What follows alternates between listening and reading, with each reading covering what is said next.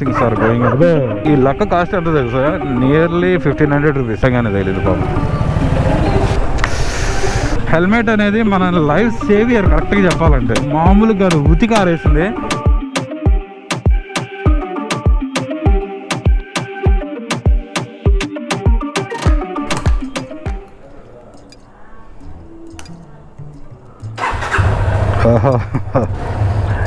Wait మనమైతే రైడ్లోకి వెళ్ళిన తర్వాత మిగిలిన వ్లాగ్ అనేది కంటిన్యూ చేద్దాం. Let's go. Some kind of meeting is going on there. Okay, back on to the video. Hi hello welcome back to my channel Sudheer moto vlogs. Present ఏంటంటే మనం చిన్న పని మీద అయితే బయటకు వచ్చినాము. యాక్చువల్గా ఏంటంటే హెల్మెట్ వేస్తే నాకు హెల్మెట్ లోపల అయితే కనిపెట్టలేదు. ఏంటంటే మన స్పెడ్స్ మొత్తం ఫాగ్తో నిండిపోతుంది. మీకు డౌట్ రావచ్చు ఇప్పుడు ఫాగ్ ఏందని. యాక్చువల్గా టాపిక్లోకి వెళ్ళే ముందు మనం ఈరోజు అయితే చాలా రోజుల తర్వాత అయితే మన బైక్ అయితే తీసాము. అదేనండి మన ఫేజర్ 25 ఉంది కదా, దాన్ని అయితే ఈరోజు మనం రైడ్కి అయితే బయటికి తీసాము. యాక్చువల్గా దీంతో అయితే ఒక చిన్న ఇష్యూ నడుస్తుంది మొన్నటి దాకా. ఏంటంటే నేను చెప్పాను కదా లాస్ట్ వ్లాగ్లో, చూసిన వాళ్ళకైతే అర్థమై ఉంటుంది. Some furious things are going అంటే అరిస్తే భయం లేదు కానీ దగ్గరికి వచ్చేస్తేనే భయం పడుతుంది.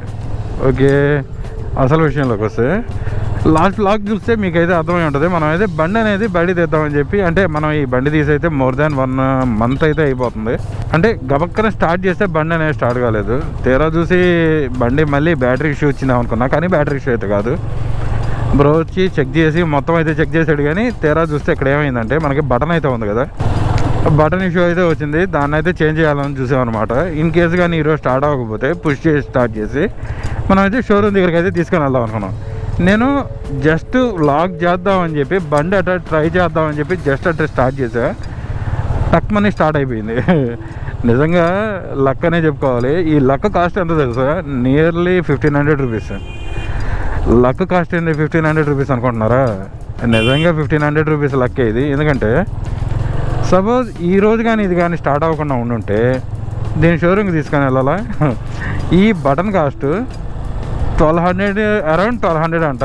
దానికి సర్వీస్ ఛార్జెస్ మొత్తం కలుపుకొని అరౌండ్ 12 to 1500 అవుతుంది అన్నాడు.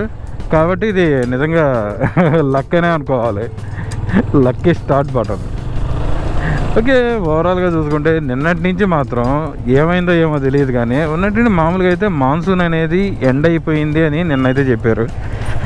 అది మనకి మన ఇన్స్టాలో కానీ వీటిలో కానీ వెదర్ మ్యాన్స్ అయితే చెప్పేది ఏంటంటే monsoon is completed, next cold times అయితే వచ్చేసినాయి అని చెప్పారు. నేనైతే వెయిట్ ఓకే దెన్ మనమైతే సరేనని చెప్పి అట్లా నిన్న జస్ట్ మనం మన వెహికల్ బయట పెట్టుంటాం కదా, బయట పెట్టుంటే ఏమైందంటే 8:30కి అనమాట. మామూలుగా ఒక చెమ్ము నీళ్ళు పోసి అట్ట ఉంటుంది ఆ కైండ్. అట్లా మొత్తం బండి మొత్తం ముద్ద అయిపోయింది. ఒక సెకండ్ నాకేం అర్థం కాలే ఎందుకు ఎట్లా అయింది ఏందనేది. తర్వాత చూస్తే నీట్గా తుడుచుకొని మళ్ళీ లోపలికి వెళ్ళా. తీరా చూసి తర్వాత అర్థమైంది నిదానంగా ఫాగ్ అనేది పడతా ఉంది. మొత్తం మామూలుగా స్ప్రింకిల్స్ అంటే డ్రిజ్లింగ్ అంటారు కదా వర్షం, ఆ కైండ్ ఆఫ్ డ్రిజ్లింగ్ లాగైతే కంటిన్యూగా అయితే పడుతుంది అనమాట. నిన్న మాత్రం చాలా హెవీగా ఉండింది. అట్లా అని వదిలేసామనుకుంటే నైట్ కరెక్ట్గా 12 o'clock నుంచి స్టార్ట్ అయింది రచ్చ. మామూలు రచ్చ కాదు, హెవీ రెయిన్. మామూలుగా ఉతికి ఆరేసింది.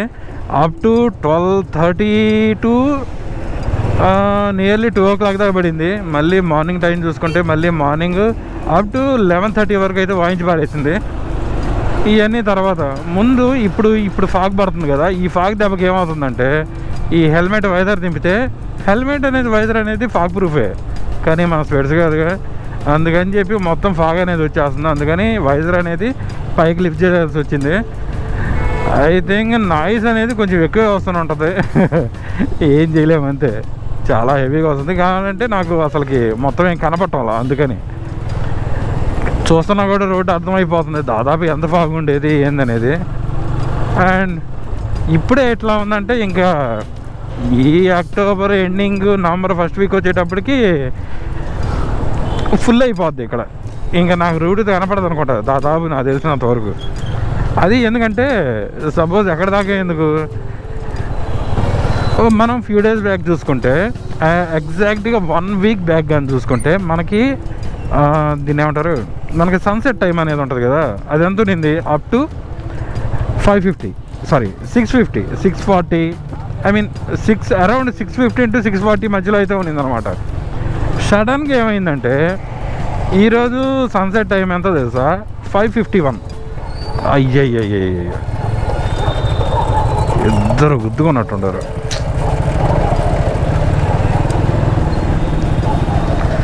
తగిలింది, దిట్టంగానే తగిలింది పాపం.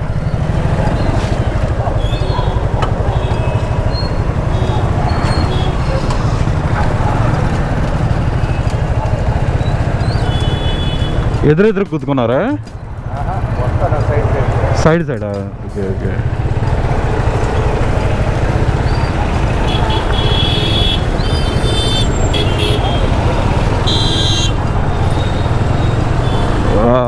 ఇద్దరు మామూలుగా పడలేదు, బాగా దెబ్బే తగిలింది అనుకుంటారు. ఏంటంటే సైడ్ టు సైడ్ అంట, ఇట్లా ఓవర్టేక్ చేసి వచ్చేటప్పుడు. అదే నేను చాలాసార్లు చెప్పేది నా వీడియోలో మొత్తం. ఏంటంటే ఎప్పుడైనా కానీ ఓవర్టేక్ చేసేటప్పుడు సమ్ స్పేస్ అనేది వాడాలి. ఇంకోటి ఏంటంటే జీరో మిర్రర్ యూసేజ్. సైడ్ మిర్రర్లు వాడితే దాదాపు వెనకొచ్చే వెహికల్ ఏందనేది మనకు అనేది క్లియర్ కట్గా తెలిసిపోతుంటుంది. దానివల్ల ఏంటంటే కొంతవరకు కాకపోయినా కొంతవరకు అయినా యాక్సిడెంట్ కాకుండా అయితే ఉండొచ్చు. మ్యాక్సిమం కాదు, ఒక అప్ టు 20 to 30% నేను అనుకోవడం.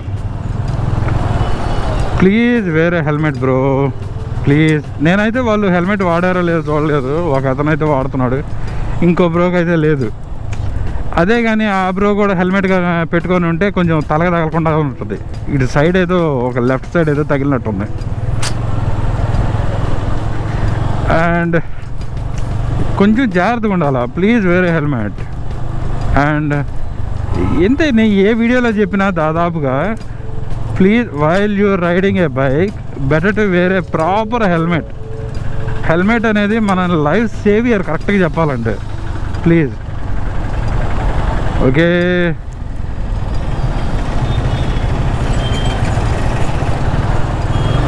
ఓకే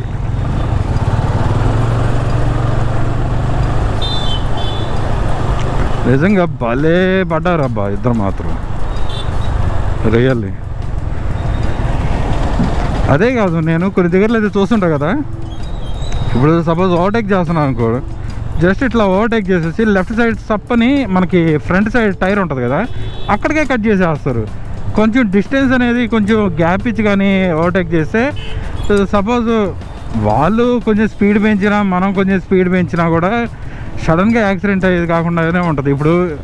ఇప్పుడు ఇట్లా పోతున్నారు, ప్రాపర్ సిగ్నల్, ఆ బ్రో చూడు సిగ్నల్ వేస్తున్నాడు, అవతల వచ్చే అన్న సిగ్నల్ వేయటంలా పక్కన ఆటో తిప్పేసాడు. సేమ్ అదే నేను చెప్పేది, ప్రాపర్ సిగ్నల్. అసలు సిగ్నల్ జీరో సిగ్నల్ యూజెస్ అని చెప్పాలి జనాలు మాత్రం. Please please please signal indicators వాడితే కొంతవరకు చాలా వరకు.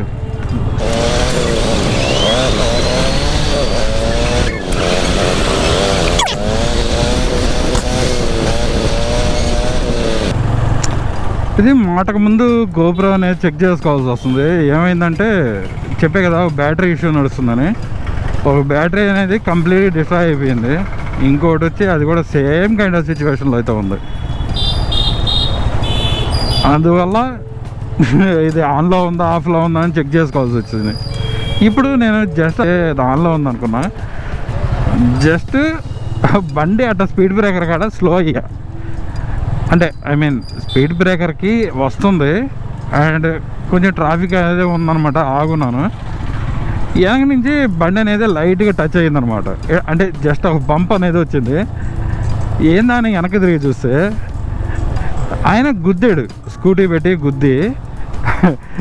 చాలా కామెడీ అనిపించింది నాకైతే మాత్రం. మనం అయితే మామూలుగా ఏం ఎక్స్పెక్ట్ చేస్తాం, ఏ లిటిల్ బిట్ సారీ కదా, సారీ ఎక్స్పెక్ట్ చేస్తాం.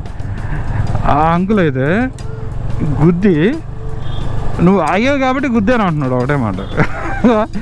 నిజంగా నాకైతే అవును అంకుల్ ఓకే అయితే సారీ అని చెప్పి వచ్చేసాను నేనైతే.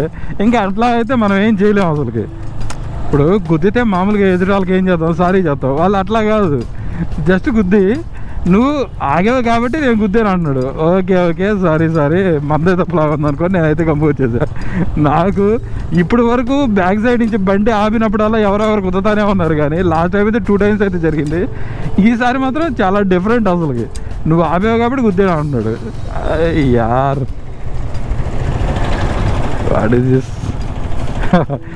నిజంగా రియల్లీ ఫన్నీ ఇట్ ఈస్. వర్షాలు మాత్రం మామూలు పట్టలేదు. దాని దెబ్బకు మొత్తం ఎక్కడ నీళ్ళన్నీ ఆగిపోతున్నాయి అసలుకి.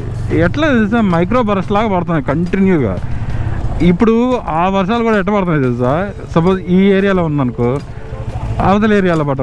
కనీసం ఇంకోటి ఏం తెలుసా, నెక్స్ట్ లెవెల్ ఫన్, ఒక గొంతులో పెడితే రెండో గొంతులో లేదు వర్షం. నిన్నైతే సుజాత నగర్లో వర్షం ఉంది, కర్నూలు రోడ్లో అవతల లేదు. ఐ మీన్ లాయర్పేట ఇటు సైడ్ ఉంటుంది కదా ఏరియాలు. అంటే ఇప్పుడు ఈ ఏరియాలో వర్షం ఉందనుకో, సుజాత నగర్లో ఉండటం వల్ల ఆ కైండ్లో అయితే వర్షాలు అయితే పడతా ఉన్నాయి. లేటెస్ట్ రిలీజ్ అయిన కార్లలో మాత్రం ఎల్ఈడి ఫ్రంట్ అనేది అంటే బంపర్స్ అవన్నీ ఉంటాయి కదా, డిఫరెంట్గా డిజైన్ చేశారు. ఇంతకుముందు మనం ఆఫ్టర్ మార్కెట్లో పెట్టించేది కదా బ్యాక్ సైడ్, అంటే మన i20కి చివరి దాకా వస్తుంది కదా లైట్, అట్లా ఇంతకుముందు అయితే చివరి దాకా వచ్చేది లేదనమాట. ఇప్పుడైతే అన్ని కార్లు బ్యాక్ సైడ్ అనేది అనుకుంటానే ఉన్నా వచ్చింది. అదిగోండి i20 ఉంది కదా, బ్యాక్ సైడ్ లైట్ వెళ్ళడం లేదు, అంత గ్యాప్ వచ్చింది కదా అక్కడ. ఆ గ్యాప్ వరకు ఇంతకుముందు ఆఫ్టర్ మార్కెట్లో పెట్టించేవాళ్ళం అనమాట. ఇప్పుడేంది ప్రతి కారు బ్యాక్ సైడ్ మొత్తం ఫుల్ ఎల్ఈడి, ఆ చివరి నుంచి ఈ చివరి దాకా ఇచ్చేస్తున్నాడు. అవన్నీ బాగానే ఉన్నాయి, కానీ సపోజ్ ఇన్ కేసు మధ్యలో కానీ డ్యామేజ్ అయితే, ఇంకో కార్ అయితే ఒకసారి చూసా కానీ అది సేమ్ కైండ్ మధ్యలో వచ్చింది డ్యామేజ్ దానికి. అట్లాంటప్పుడు కొంచెం బాధ అనిపిస్తుంది నాకు తెలిసినంతవరకు. ఎవరికైనా బాధే. ట్రాఫిక్ దాదాపు ఒంగోలులో కూడా చాలా వరకు ట్రాఫిక్ అనేది చాలా హెవీ అవుతుంది రోజుకి. కనీసం ఓవర్టేక్ చేద్దామన్నా కూడా ఛాన్స్ దొరకటం లేదు దాని నుంచి.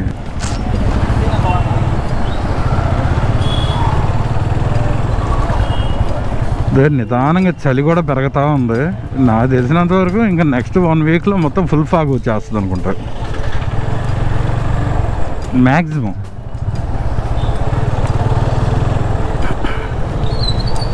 And dangerous speed breakers. కొంతవరకు అవి ఉండడం వల్లే చాలా వరకు స్పీడ్ అనేది control. Okay, that's all for today. ఎవరైనా కొత్తగా మన ఛానల్ చూస్తున్నారు, మన ఛానల్ సబ్స్క్రైబ్ చేయండి, మన వీడియోస్ని లైక్ చేయండి, షేర్ చేయండి. If you like the video don't forget to hit the like button and subscribe button. Don't forget to follow in Instagram also, and don't forget to wear the helmet also. Okay, thanks for watching. Thank you very much.